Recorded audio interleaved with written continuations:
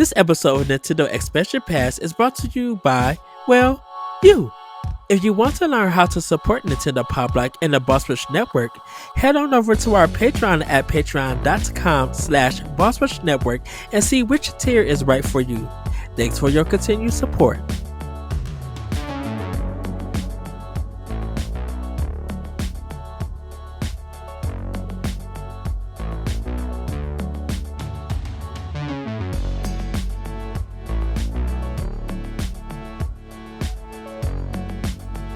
Hello everybody, welcome to Nintendo Expansion Pass here on Boss Rush Network. I'm your host, the Night Excited NV. Joining me is the one, the only Bossman himself, Mr. Corey Dirrig. Hello, good sir, yes! Hey Ed, I have to adjust the template to this show's thumbnails now because we're in the triple digits, and the template I made does not hold triple digits because I'm an idiot. So hi. Hi, happy 100 episodes! Yes, everybody, we made it to 100. Corey. Yeah, 100 episodes of this show. We've done way too many shows together. Ed, you know when 400 of Pow Block comes around, we're just gonna have to retire. We're just gonna have to be done because we can't do it anymore. That Switch 2 will be out by the time we get to 400. Or not. I don't think so. It's only 3 months away. But that's around Summer Game Fest almost. Nintendo's not announcing anything at Summer Game Fest.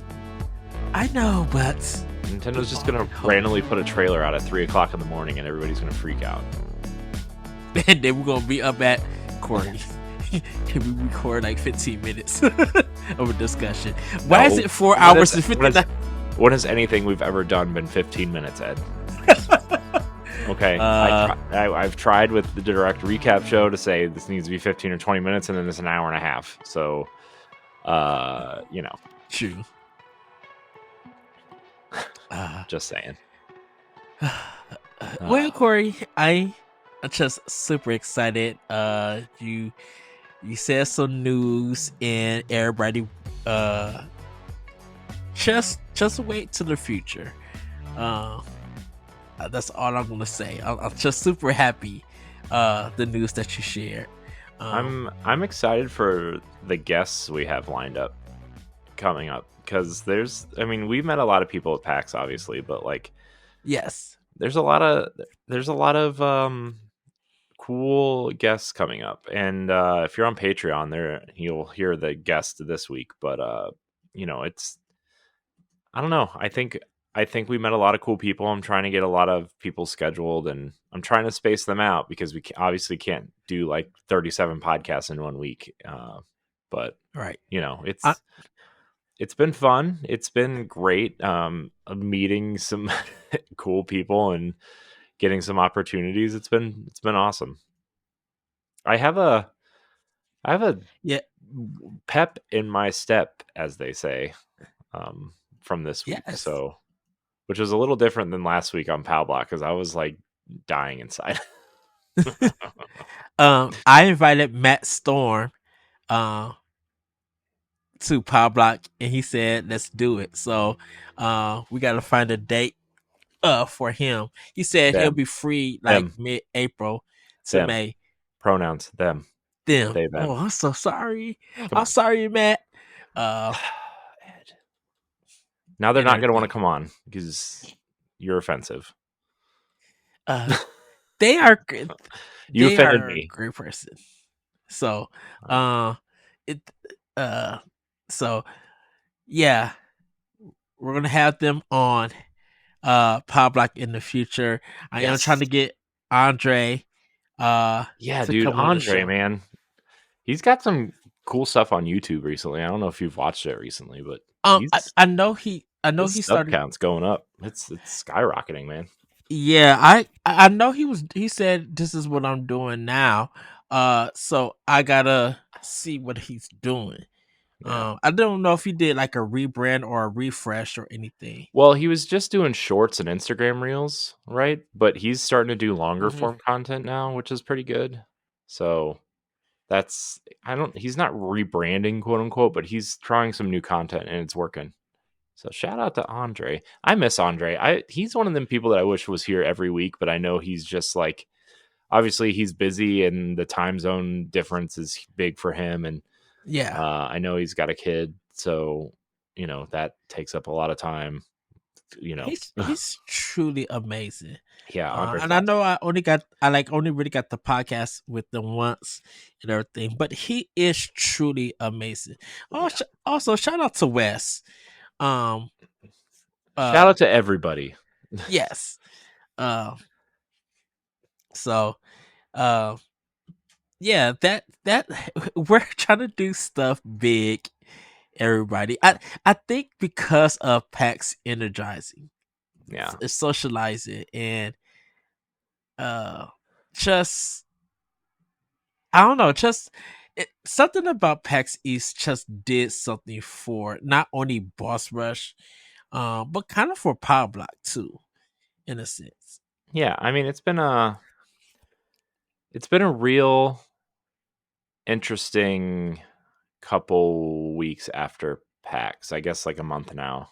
Yeah, And well, has it been a month? No, it's been like 3 weeks. Jeez, gosh, where time just it goes so fast and so slow at the same time. yeah, Um, yeah, and I mean, I'm really excited to do stuff with people that we met there. I'm like, you know, obviously big. I'm a big Destiny person, right? And I might be appearing on some Destiny podcasts soon. I might be doing some other things with like Guardians Mental Health is a big organization that mental health organization that hmm I'm and interviewing Joe soon, which will be up in May for Mental Health Awareness Month. So that'll be that, and I'm just there's a lot of great people out there, and we don't. I think we get so caught up in what we're doing as yeah, individuals that we forget that we affect real people and real people affect us. And people actually listen and do things. Um, also, right? I mean, how many times were we stopped at PAX and I'm just like, oh, I guess we you know not to like toot our own horns or anything, but people recognize us, and you just kind of forget that people recognize you because they enjoy your content. And hmm it was special, and like seeing developers recognize us from website stuff and talking about them on the podcasts. And obviously the writing team has done a great job of getting the indie scene yeah, us noticed by the indie scene. And um, there's a lot of great people out there, and I hope to continue to make these connections, right? I've talking to Ben from Midwest Games. Hopefully, we'll have a spotlight with him before Midwest Games blows up and becomes super popular. I want to get in there. I want to get in there before, you know, uh, yeah, because obviously we had um, Chris on from Guiley Games who doing Rah Rah Boom, and uh, they have a new podcast coming out, by the way, the all Guiley right, Gang, about the development of the game. So that's super awesome. I'm very excited to listen to that. So Chris is me awesome. too. Yeah. Guiley Games, I kind of want to go check out their studio. It's only like 3 hours from here. I mean, Oh, only cool. quote unquote, but I can drive there, right, and make a day out of it and come home. But uh, if I mean that they would have to invite me. Obviously, I can't just walk up to their office and knock on their door. But Yeah, that's kind of me with Joystick Venture, and I gotta get with them and like get their developers um on the spotlight and talk about their games. Sorry everybody that we're still talking about PAX, but it's just I'm it, not it, sorry. PAX was important for us. Like it was. it really There's a lot of is. cool Yeah. things at PAX. There's a lot of important things that happened for us at PAX, and it's going to make the things that we did at PAX is going to make our shows better. It's going to make Powbach better. It's going to make hmm Boss Rush better. I mean, it's going to make After Dark better with all the mental health organizations we met, and uh, other non-gaming related people that we have connected with. I'll let LeRon kind of handle that aspect of it, but we've it's made everything better. And so yes, we're still talking about PAX because especially Ed and I mean, Ed, you and I have been doing this for so long, I mean, you with Yeah, Optional Opinion have been doing it longer than I have, but like, I mean, we've been doing this, not this, but something like this for 10 years, man. 10 years. And we like, I mean, I know it's exciting for everyone, and I know, like David and Stephanie and LaRon and the writing team and the copy editors and everybody have put a lot of hard work into this, and I know everybody's like super excited, but like for you and I think it hits a little bit different because we've been trying for so long to find our not our audience, because we've always had a listenership, but like hmm, our space where and our people, I guess you would say, and um the community we've built and the community that follows us, and it's I don't know, I think it just hits us different because we've I mean, this has been our baby for 5 years, 4.5 years at this point. And yeah, I mean, the 5 year anniversary of the Boss Rush podcast is in May. So, um, and then, this is, I don't know, man. I went back and was looking at older episodes of this and trying to figure out, in 2016 we started this and this show. Um, so that's, I don't know, man. It's a lot. it's It's a lot. And so PAX was kind of like the moment where, I mean, you and I were sitting there on the last day, just kind of like hanging out and kind of getting emotional about it. We made it. Like we finally made it. yeah, Like we finally made it, and it felt felt really good to sit there with everybody and be like, man, we did something. You know. right. So, and Because something that affects it people. was like I said, we had our personal talk and everything, and I was just like, it just pushed me to be out of my comfort zone. Going out to meet new people, going out to socialize, um, all of these interviews, trying to make people have fun, like that takes courage, and making because it's just like what I did on Option Opinion was my like own podcasting skill. And I just had to grow from that. And then when me and you got together for Power Block and just all the podcasting stuff that we did, it was such a learning experience. And now just going to PAX and playing games and interviewing and writing and having these discussions, it was something that I thought I would never get to do as much, and everybody knows as much as I love video games. All the EGMs and game pros I brought and read, or my mom brought for me and I read them. Uh the one ups, all the blogs, it's just like putting my hobby like equated to my livelihood, like about video games, all of those years just coming, you know, taking all of that to PAX and just being able to, meet Ben Starr, meet Roger from Gamerheads, meet Level One Crew, Yeah. meet the Iron Roger Lords, Rogers and Roger's awesome. Like I know we were like messing around with him and saying he yes, was like our adoptive son for the entire show, but Roger's awesome. Oh man, he pretty much having him is. hang out with us. Yeah, I know. I mean, like, look, if I mean, I kind of was like talking to him while we were there, and I was like, man, if Gamerheads ever goes down, we have a third chair on Pow Block to like you can just jump right Right. in if you want to. you know, no questions asked. Roger is welcome here. Although Yes. he'll find 75 other podcasts to be friends with. Roger. I did call him Pat on uh accident at one point. oh, uh, Yeah, but I there didn't mean to is because it's just Pat was like sitting over here and Roger was sitting over here uh-huh. and like we were talking and Pat said something and then Roger said something, but I was still listening to Pat. You know how like when you're listening to somebody and then somebody talk over here talks to you and like your mind's still on this person, so you call them Yeah. that person's name. Yeah. Man, yeah. Anyways, Yeah. continue. It's Sorry. it's just yeah,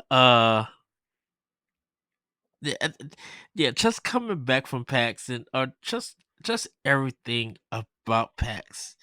Um just made me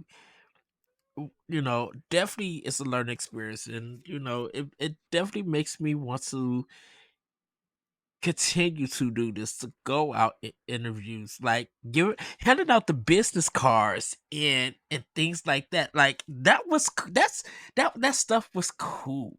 Like Hmm. I actually got to socialize, and I got to uh make connections and stuff. It's in everything. It's just and not feel it's just and walk away from all the discussions, like hopefully everybody, those people that I interviewed and I talked to, had fun. And the reason why I say Nintendo, why this helps Pop Lock and even Nintendo Expansion Pass, is because all the indie games and everything that I saw and played, like people were hoping to get their games in a Nintendo Indie Direct or a Nintendo Direct, or even get it to Switch, or Switch Also, 2 in the yeah, they future gave or us a lot to talk whatever. about Like Switch too. Let's be honest. They switched the secret about Switch 2 is not a secret when you are around developers. I'm not going to name any studios. I'm not going to name any people, but we met people who have Switch 2 development kits and they were totally planning on having them like Switch 2 units there because apparently it was supposed to launch this March and like that's what the Nintendo booth there was supposed to be, was like a big showcase for Switch mhm. 2, and then they just turned it into this come play our old Pokemon games, even though there's a big Pokemon booth over there and then one all the way over there. God, Pokemon, man. uh, anyways anyways man, yes. my internet is so crummy today. Yeah, it's well, so but I oh, I'm here. hi. Okay. Sorry, it Uh, was my my internet was on the wrong connection. That's why it was so crummy. So okay. sorry, everybody. I had a little bloop, a little blip, bloop, bloop, you know. So, but we're back. We're back. Well, and I actually do have a topic, everybody. Oh, I thought Um we were just gonna reminisce about stuff. well, I we can. But I kind of was just I get in my head and I talk to myself a lot. Sometimes at work, which ends up creating Wait, did you say you talked interesting to yourself? discussions. Yeah, I talk to Oh, myself. Um, because that explains a lot. you know what? uh, no, I actually. So I was thinking about this, and it's kind of like about Switch 2, and it was about Nintendo giving people what they want, giving them the bells and whistles, the high definition, the frame rate, all of this stuff. Um, being portable and everything, backlog, games that backwards compatible, not backlog, backwards compatibility, region free, it can run all the games and everything. And I kind of was just like, that's so funny that people want all of these things, even like trophies, achievements, and all of that stuff. People want all of these things, but they don't, you know, but they don't support it in a sense. Mhm. It kind of got to me. It got me thinking that even if Nintendo and their console or their next platform, even if it gave third party developers everything that they asked for, it gave gamers everything they always wanted from Nintendo, high end, just giving them regardless of price. Certain players still wouldn't support it. And what I mean by not supporting it is that just like PlayStation and Xbox, and yes, I'm making this connection, is that they give everybody the bells and whistles, but people are not going out and supporting it. Yeah. And this leads to developers having to lay off people, um, publishers having to lay off people or close the studios and stuff. And it got me thinking. It just got me thinking, if Nintendo did the same thing and provided all of this, is there a fear that there still wouldn't be support on an equal basis? All three platforms and even PC don't have people or gamers going out supporting these projects. Um, I mean, so you could look at the Switch 2 in a lot of ways, and these developers in a lot of ways. I think a lot of AAA developer. Oh, I think a lot of developers are actually kind of pissed at Nintendo for delaying the console because Mhm. we all know that Nintendo, whoever's at the top, right? Nintendo is a place for Nintendo games first and foremost, right? Where I think you can Yes. you can look at Xbox and PlayStation and kind of say first party games are a reason to buy the console, but they're not always the reason, right? You look at Madden and Call of Duty and Grand Theft Auto and NBA 2K, and these are all games that are available everywhere, right? And Yes. so you look at Nintendo, and Nintendo's always been like this, and they're like, this is the place you come to play Nintendo games, and everything else is extra, right? Hmm. And so Nintendo obviously delayed the Switch 2 so they could polish up their first party lineup, right? For the year. And Ubisoft was supposed to have something for them. A lot of indies were supposed to have games for them, and we heard from indie developers at PAX that they were ready for Switch. They had already been, you know, shoot, what do you call it when optimizing things for Switch, and then they got the Switch 2 dev kits, and then they started developing for that, and now they have to like re-optimize it for the original console just to get their game out. And not that that's like a huge deal, right? Because that work had Right. already been put in for them, but like they were excited to have a little bit more wiggle room for power and optimization, and um and I think that's going to hurt some third party support, or not support, but third parties third party bottom lines were counting on this holiday to have games on that console, and that's a console that they can't put games out now until next year. And I mean, ultimately Nintendo, we've talked about it before, Nintendo is definitely more conservative than with this leadership than they have been, right? I mean, Hmm. this is an iteration on a console that we haven't seen in a while, right? Like it's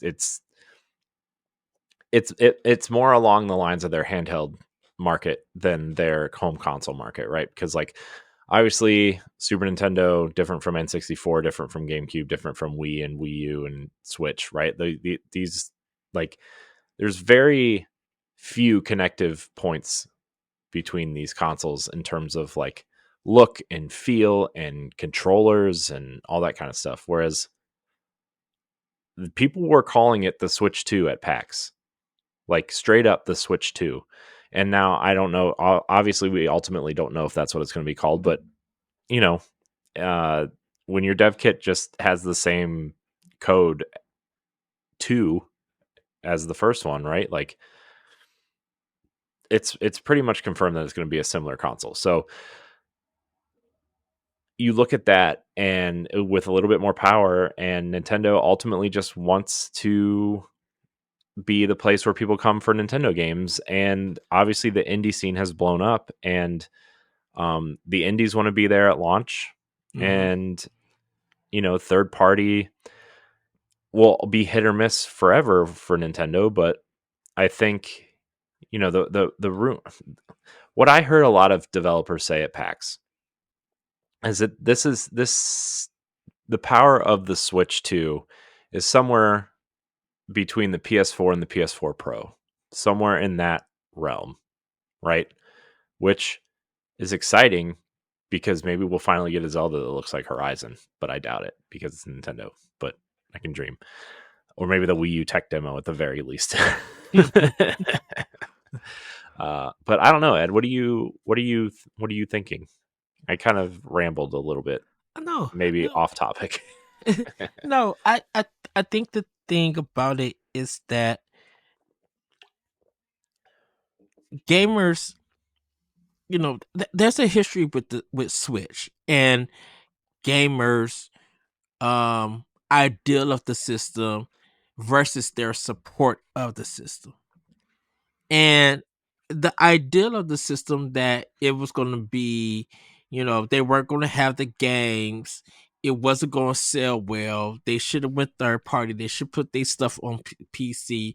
Like the ideal of the Switch, just when it first started, was it's a failure. It's Nintendo. It's going to be for kids. It's going to fail, fail, fail.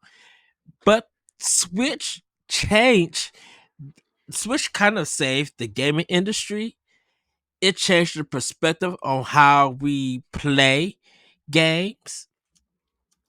It made a lot of indies and third party um developers not famous, but have a stay in business and become recognizable about games. Um a lot of them, of course, we talk about the double dipping and everything, and it just had a fire library from all around.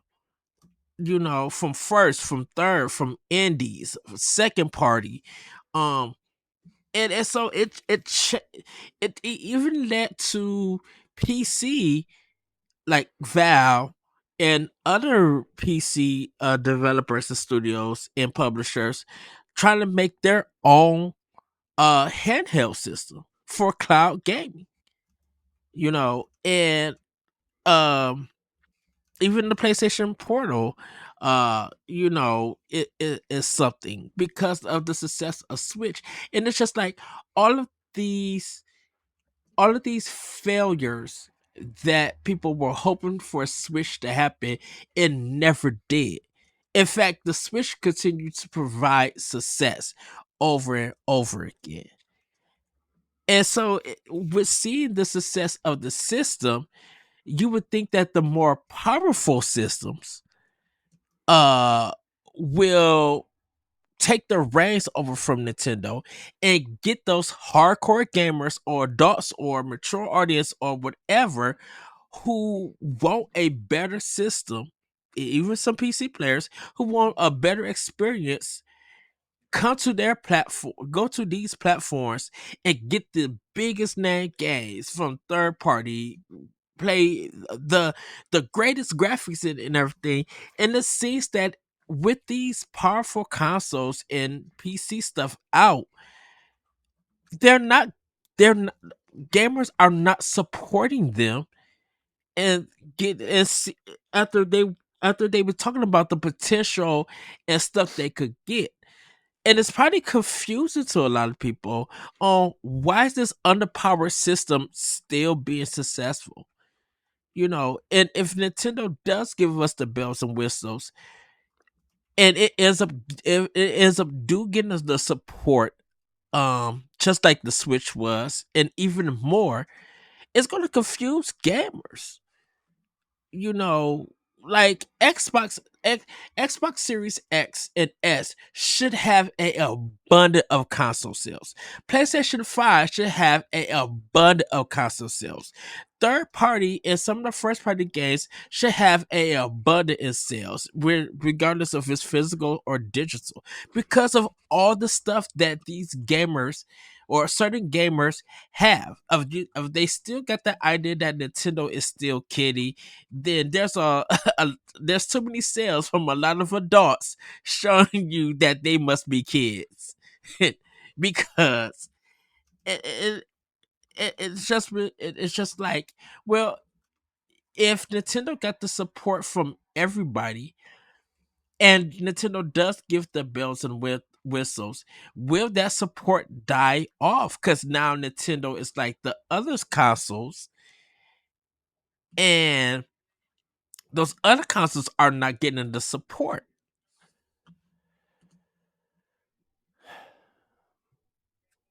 Yeah, I mean, I don't know. Sometimes I it's hard because like sometimes I'm just like I don't care if Nintendo gets support. I'm here for Nintendo games, right? But then Hmm. other times I'm like, man, I if Nintendo had the games that I I love, I wouldn't have any other console, right? Like, we for some dumb reason early on, we were talking about if Destiny would ever come to Wii U, right? We had that discussion on an Yeah, episode of Pow Block, and that was not a good discussion to have. Go listen to it. Um, it's an but like, I interesting mean, if discussion, I will say. but I mean, if Destiny was on a Nintendo console, Nintendo's online could handle something like that, then yeah, I would be playing it there. It would be awesome. I want a handheld Destiny experience, which is why I'm really hoping that this handheld Xbox is real. Um, but at the same time, it's like, well, Nintendo has already has always given us a reason to temper our expectations on games that aren't Nintendo Hmm. branded, right? Like we have some great ports on the Switch, right? Doom, The Witcher, Near Automata, the Trail series, Final Fantasy, like all those ports are great. But then you have really, really bad ones like Mortal Kombat is very not good. Um, what are some other ports that are pretty bad? It, it, but you know what I mean. Like Nintendo has tempered our expectations, and it's up to third parties to put in the work. And at the end of the day, these are businesses, and they don't want to put in the work that's not worth it, and that's fine. I get it. From a business standpoint, I get it.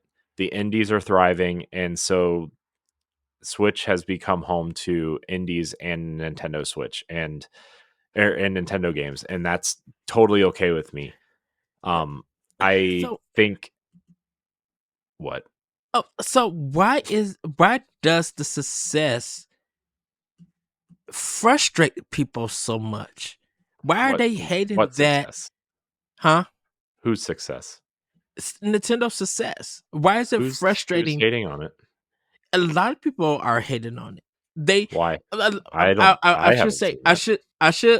let me rephrase that. People who wanted the Nintendo Switch to fail and everything, they still have an idea that the Well, these are Nintendo just Switch these is are not just for annoying them. console warriors. Nobody cares about them. Only losers care about what they think. Like dude, I heard this on a podcast the other day, and it's really like made my Twitter feed a whole lot better. And it's all the console warriors. It doesn't matter what side you're on, if you agree with them or not. Just mute them. Just mute them. And guess what? My Twitter feed has become so much better. I actually unfollowed like almost 200 people today. It was very nice. Uh, because I just don't not that not that like not that like I care to follow people or not. I just Mhm. like some people have gotten really annoying, we'll say, and it's just I don't want to follow you anymore. I don't care if you follow me or not, but like it just and cleaning up my Twitter feed. Twitter actually isn't that bad if you mute the annoying people and just don't follow the other people. It's actually not terrible. I've actually had a lot of great interactions on Twitter in the last couple weeks because of that, and um, it's just like, man, awesome. Can't I love interacting with people now. uh because like there's that long time where I just put everything through the automated system that we use, right? And I'm just like, I'm just gonna let it go out. And if people comment on it, they comment on it. If not, then I don't care. I'm just not gonna, you know. Uh but I think people that hate on Nintendo, it's always the popular kid that gets hated on, right? Because they're popular, right? And I think it's part jealousy, part I don't know what to do with this because people are excited for it and I hate that I'm not excited for it, so I'm just going to poo poo on their parade, or and I've really over the last, I would say 3 or 4 years, I've really tried to be cognizant of um not saying negative things when I feel some sort of, I guess jealousy of something, right? But Mhm. like mostly like, oh well, that's popular and I don't care about it, so I'm not going to sit here and trash it. And I think overall we've all done a pretty decent job of doing that, right? And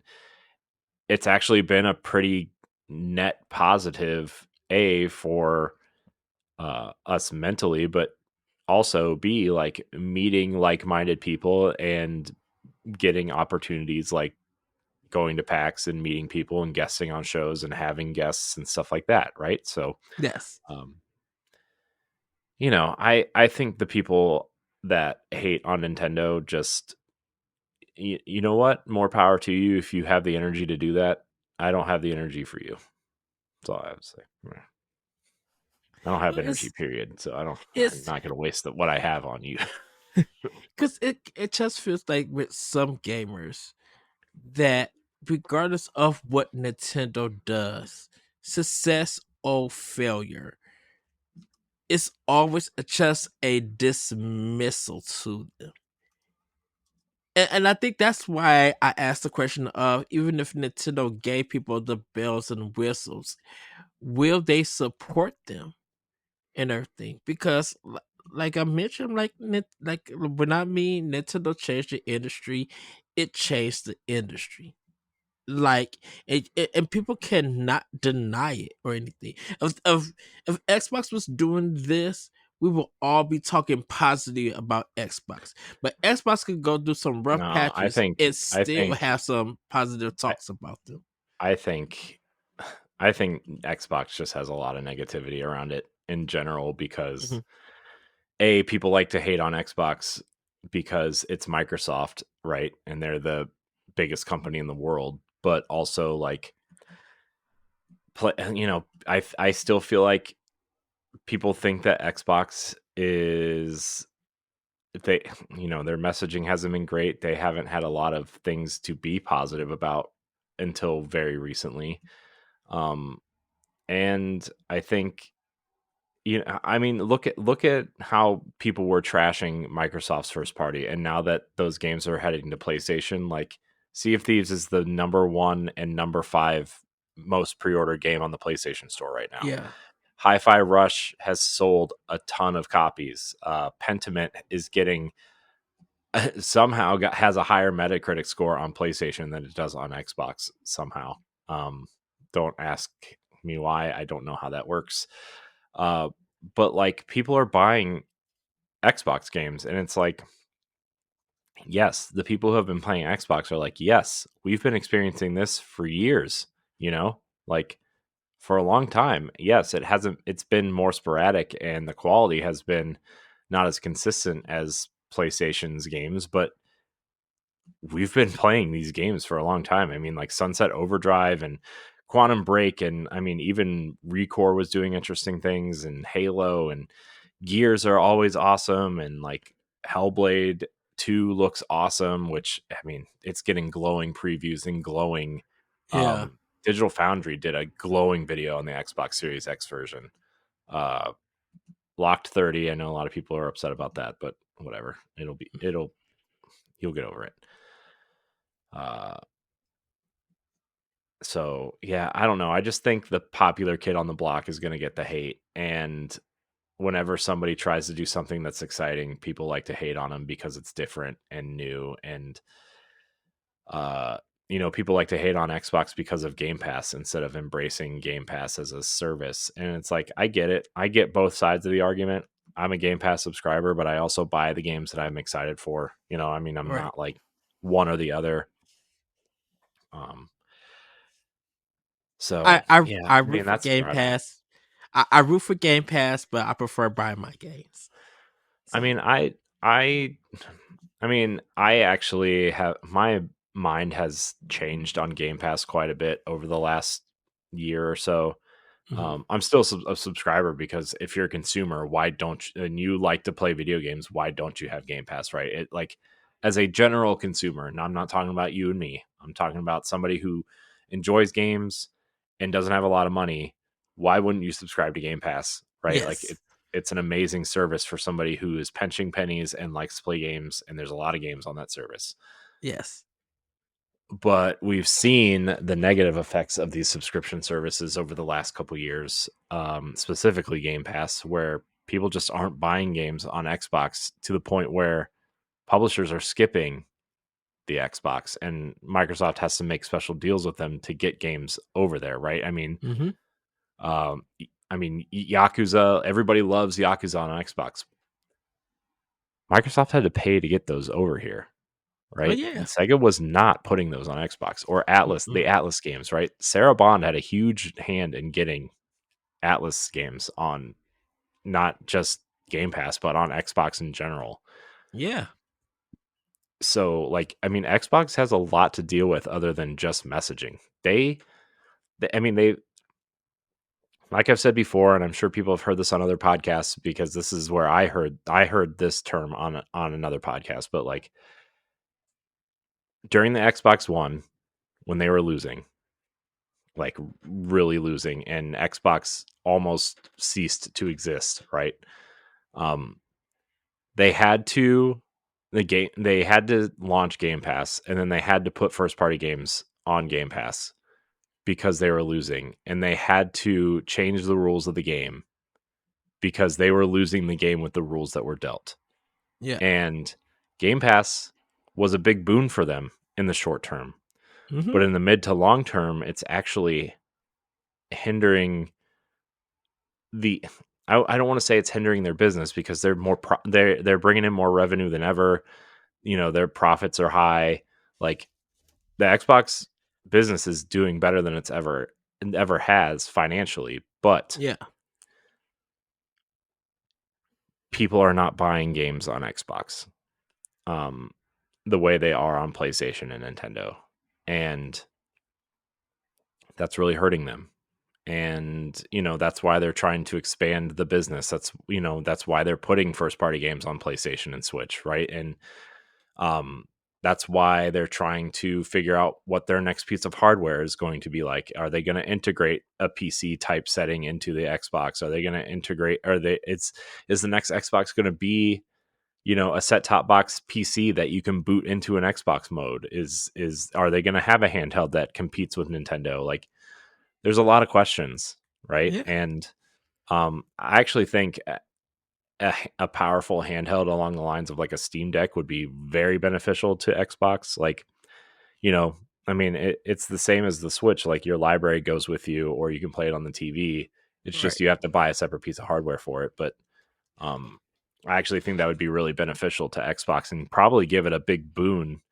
Um, because if you can take your games with you or your Game Pass with you, or play on the couch while you're watching TV or something like that would be a huge, um, that's why I want some sort of handheld. And that's why I almost bought the ROG Ally, so I could play Game Pass games on the couch, or Destiny on the couch. And I didn't, because it's so expensive, and I don't like the P. Like, I went to Best Buy and tried to like play with one. And the experience is just really, if you're not a PC person, and like I'm not a PC person, first of all, I'm not even a Windows person. I record everything on a Mac. I edit everything on a Mac. I play Roller Coaster Tycoon on a Mac. I stream games through a Mac. It's an awful experience, but I don't like I mean, a Mac isn't an awful experience. Streaming in particular through Mac's interface is bad. Uh, but I just prefer Apple over Windows, and trying to and I'm navigate vice versa. a handheld version of Windows when you're not even used to the operating system on a 32-inch screen, let alone a 7-inch screen, like just made me want to just like chuck it across the store. but I think like looking at this from a Nintendo perspective is that I'm I'm happy to support Nintendo God. Like Nintendo don't need all the biggest third party and stuff. Um and I think we talked about this, or I may have argued this point, is that a lot of the Western third party that is not on Nintendo, a lot of people are just not supporting, even with Game Pass. And so it's kind of amazing to see just from Nintendo, and hopefully with Switch 2, is that people companies who are not under Microsoft, I would say that, put their games out on Nintendo and give it some love. Or create IPs or new IPs that is for that console that can still hit different communities and everything. Like Nintendo can provide. Nintendo is, I feel like it's the place to create new IPs and try things out, because the stereotype of Nintendo just for kids, that doesn't, I'm not saying that it doesn't do it justice. It's lazy and it's not true. Like it that Nintendo has games for everybody. And if you think I'm kidding, a lot of the sales, not even just from first party, I'm talking about just from everywhere, and every rating has been successful. I wouldn't call it lazy. I don't think anyone's I lazy. literally think it's completely lazy, because the thing about it is you're calling it kitty and stuff, but are you calling it kitty because that's your only opinion about it? Because Who said that? Who says that? a lot, I think some of the hardcore players X on Xbox and PlayStation thinking that it's still a kiddie system, and it's like it really isn't. It's just, I think it's just like people won't give Nintendo its props when it's due, because they are being successful, and they're doing it without having the gains um that people um they're being successful because, of course, of first party, but they are being successful with first party. I mean, with indie games and with third party. They just don't have the third party like Call of Duty or Grand Theft Auto. But Switch is able to prove that they're successful without having that. And so people won't give it its props and stuff when they see, like, well, it is a kiddie system because Mario Kart 8 Deluxe sold 79 million copies. Okay, that's Mario Kart. It's an E for everybody. You can't just generalize it for kids and stuff. When Persona 3 came out, uh for everything, wasn't everybody saying, I'm waiting for this to be on Switch? you know it's just, it kind of, and I think, hopefully when Switch 2 comes out, or whatever they name their next console, I hope the generalization that it's just a kiddie system and it doesn't give you the bells and whistles, that it be dismissive and doesn't get the support. I think people should just like, oh, Switch 2 or Nintendo's next console. Oh, that's cool. They're bringing out some interesting games. And if it's not your cup of tea, fine, it's not your cup of tea. But I hope that you respect the people who do pick up that system and who do enjoy it and want to support it. Because if it's not getting your support or anything, I sometimes feel like, and when I get in my feelings and get upset about stuff, I sometimes feel like don't judge it if you're not going to support it or give it a try.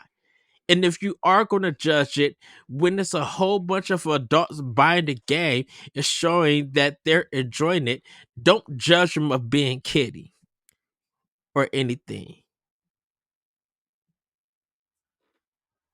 Okay. Mm. Okay. I don't have a response to that. I don't. I was having a good time, and then you got real angry, and now I'm concerned. Are you okay? I'm okay. Who hurt you? Nobody. No, I just hope, because the thing about it is that when some systems, the way that these systems are not meeting expectations and stuff, and Nintendo is surpassing expectations, it it literally feels weird from certain of the communities and from certain gamers when they voice their opinion about Nintendo and everything. And and you can and when you voice that opinion, sometimes it feels like you denying that they are successful and they are stronger, and you don't want to give them that win. You don't want to say have that opinion or have that not opinion. Give them the fact that, man, Nintendo is killing it, and leave it at that. Because Mm. uh, because Series X and PlayStation 5 are giving you guys the bells, and PC is giving you guys the bells and whistles, and those systems are not doing well, are not meeting expectations with these games that are coming out. And I'm not talking about, well, a little bit sales wise, but they're not meeting the expectations that gamers should, that gamers have. Because a Paper Mario Thousand Year Door does game busters,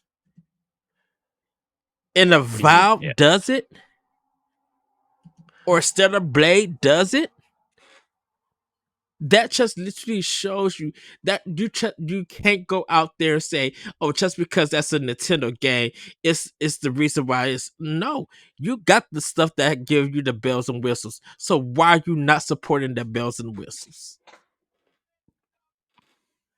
and judging Nintendo because they put out a first party game from the GameCube days? And I feel like you have some pent up energy here. I feel like you need to. I don't know. I feel like somebody hurt you, and you're not sharing. No, Corey, these are the arguments that I have in my head sometimes. Apparently, because you're just. I'm scared now. I'm concerned about you. Oh, So, anyways. and I think that's why PAX was the games that we Oh play God. at PAX was just like, oh, this is so good, so fresh, so amazing. I mean, yeah. I don't know. I'm scared now. Well, should we wrap up? Yeah, because I don't know if I can handle another angry rant about I don't know what just happened. Well, everybody, I am Carl. This is our 100th episode. He's Uh, not calm. He's we impossible. still have to do our Switch top 10. Uh, one. Yeah, we'll get there. Yes. We'll get there. I just yeah, we gotta work through your schedule first, man. This is Yeah. I'm we should probably just prepare people that expansion pass might be skipped a couple weeks, maybe, uh, because of scheduling. So, not that I want to miss any weeks of this show. Yeah. And if we have to get guests on, then we will get guests on. But like, just I like having it every week. I think it adds to our content list very nicely. But um, with scheduling and everything, we have to figure that out. So. Yeah. It literally has been weeks since we did the expansion pass. I know we're on our last one for Patreon tomorrow as of this recording. So we had to record this one. Yeah. But I mean we should record one on Sunday after Pow Block as well, because we'll probably have time. There's not a lot of news in Nintendo, so yeah, like I said, the NSO with those 3 games, that's kind of like the biggest one. Um, I yeah. also got to watch the Triple I, the direct. Yeah, I didn't watch it. I I don't care. Yeah, I completely missed it. But I do want to see it. I do want to watch it. Um, just to see what the announcements were and how it went and everything. So, Mm. but with that, everybody, have a great week. Have a great weekend. Celebrate 100 episodes of Nintendo Expansion Pass with us, and let us know, what is your Nintendo Switch game of all time?